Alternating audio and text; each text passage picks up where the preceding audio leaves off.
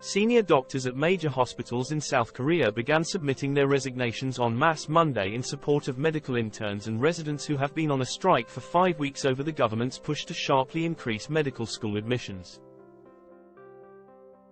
The senior doctors' action won't likely cause an immediate worsening of hospital operations in South Korea because they have said they would continue to work even after submitting their resignations.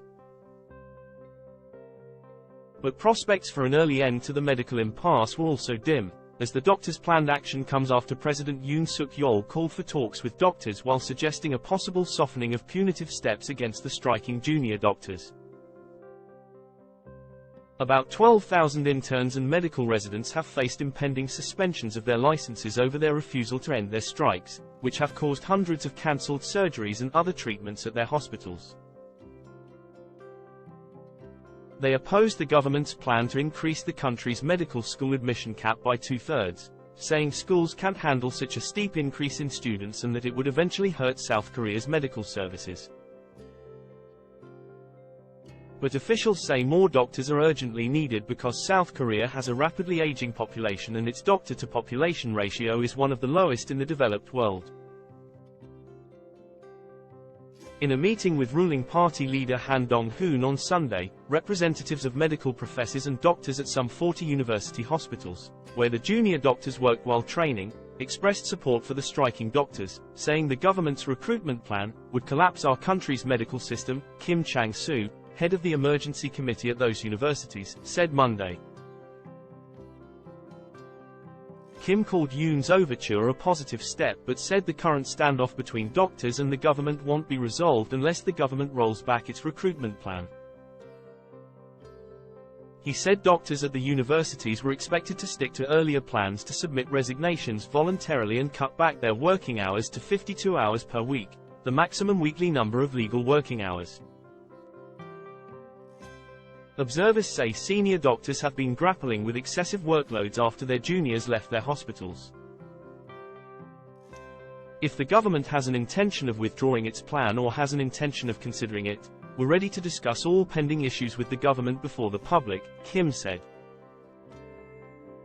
Later Monday, an unspecified number of senior doctors went ahead and handed in their resignations, according to doctors involved in the protests. They said some doctors had already submitted resignations last week. After Sunday's meeting, Han asked Yoon's office to flexibly handle the issue of planned license suspensions for the striking doctors. Yoon then asked his prime minister to pursue a flexible measure to resolve the dispute and seek constructive consultations with doctors, according to Yoon's office. It's unclear whether and how soon the government and doctors would sit down for talks and reach a breakthrough. Some observers say the government's likely softening of punishments for the striking doctors and its pursuit of dialogue with doctors were likely related to next month's parliamentary elections, as further disruptions of hospital operations would be unhelpful for ruling party candidates. The striking junior doctors represent less than 10% of South Korea's 140,000 doctors. But in some major hospitals, they account for about 30% to 40% of the doctors, assisting senior doctors during surgeries and dealing with inpatients while training. Public surveys show that a majority of South Koreans support the government's push to create more doctors, and critics say that doctors, one of the highest paid professions in South Korea, worry about lower incomes due to a rise in the number of doctors. Officials say more doctors are required to address a long-standing shortage of physicians in rural areas and in essential but low-paying specialties. But doctors say newly recruited students would also try to work in the capital region and in high-paying fields like plastic surgery and dermatology.